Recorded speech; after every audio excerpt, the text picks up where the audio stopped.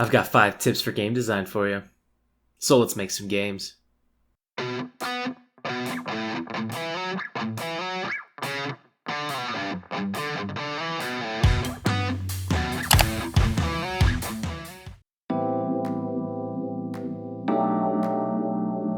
What is scope? Scope is a correlation between your game idea and your skill set. If you're a solo developer and your skill set is storytelling, as much as you would like to try and make the next God of War, it's probably not going to happen. You might be able to make a small piece of God of War, or a small story section, but even that is pushing it. This is called having a large scope. How do I have a good scope? Well, if you take your skill set, let's say you're good with 2D platformers, but you're not quite good with art, try to make a game that leans towards your strengths and further away from your weaknesses. This is not all that makes a good scope, though. If you only make what you're comfortable with, you're never going to progress. Now, Tyson, how can I have a good scope if I'm not progressing? Now, this is where personal challenge comes in. With a good scope, working off a set of skills that you are good at, you can now challenge yourself to learn something new. You could try making some AI for your 2D platformer. The challenges are up to you.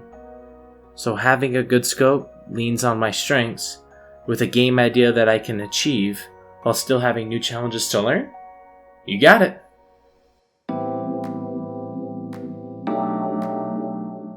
What is prototyping? Well, have you ever had a great game idea that you thought could be the next big thing?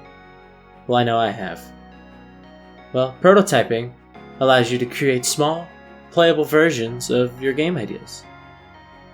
Prototypes are small as they only contain a portion of what's actually going to be in the game.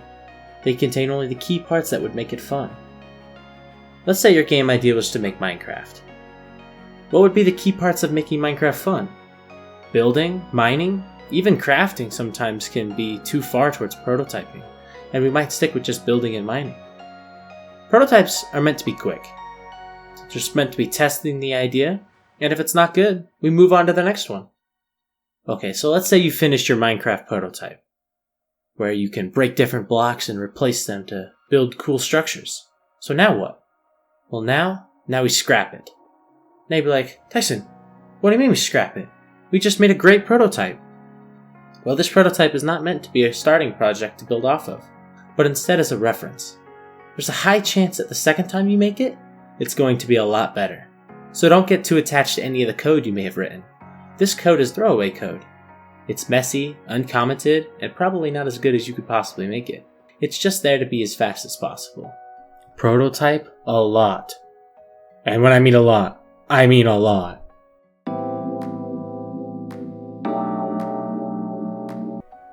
Now you may be thinking, wait a minute, isn't this saying backwards? And the answer is, maybe. Yet from what I've learned, the most productive way to learn something is to try to make it more than once. Let's say you wanted to learn how to draw some dragons. In the process to make a dragon, you learn how to make the tails, to draw some teeth, and maybe some better scales. Now drawing many dragons in a shorter amount of time will allow you to see this progression with each dragon as you continue to draw. You could instead try to draw one very large and complex dragon from the start. Sometimes being so drastic and overwhelming, this can be where a lot of people quit. This already sets a higher scope than what you can meet if you're trying to learn something new. Let's say you do finish it though. Let's say you make a very large dragon of really cool quality. Now it may have taken you the same time to draw this dragon as it took you to draw 10 simpler dragons. Now in the time it took you to draw this one dragon, you could have practiced drawing better scales or better teeth or better tails, where instead you took the time to draw a single dragon. Now this is especially true in game design, very especially when prototyping.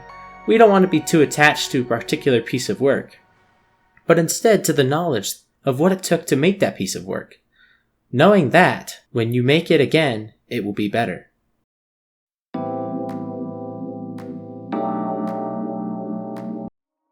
Oh my gosh, this is probably my most important tip yet. Please find some way to organize your work and make backup files. I cannot tell you the amount of times that I've lost old versions or entire projects just due to the small fact that I lacked the effort to create a simple folder system and back up my data. Also, a good tip when you're creating new version is save some backup data of those versions, just in case you need to revert for some reason. Having proper names for your versions is also key. Have a number system, like version 1.03. It's pretty good, but also write key factors down like what the version is. For example, version 1.03 train tracks. Now you know by a quick glance that this is the version that added train tracks. So find some way to organize your stuff. I use Dropbox, and I also save up backup data on my laptop. Please, find a way to organize. I cannot stress this enough.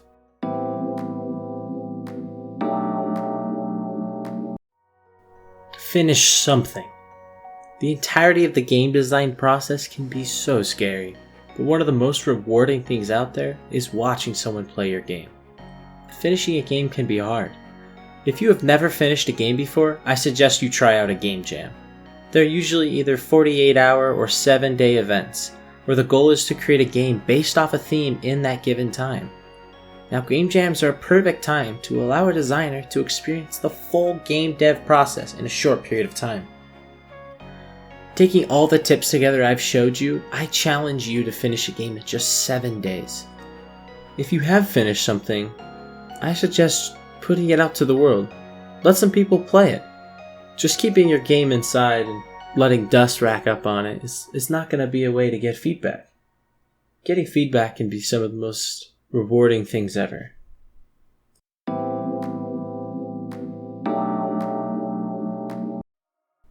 After posting your game or showing it off to some friends, don't be ashamed or upset if they don't understand something or think something isn't as fun as it could be.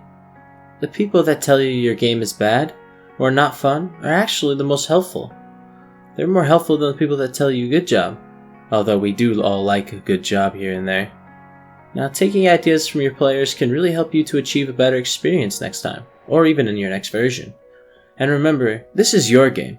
You don't have to agree with any idea that someone suggests you. Yet do take it with open arms and listen to what they have to say. They aren't suggesting things because they don't like you or your game. It's because they want your game to be as fun as it can be. Now, this includes the tips in this list. I'm just trying to help you to become the best game designer you possibly be. Now, thank you all for watching this short tips video. Can't wait to see you in the next one. Sweet!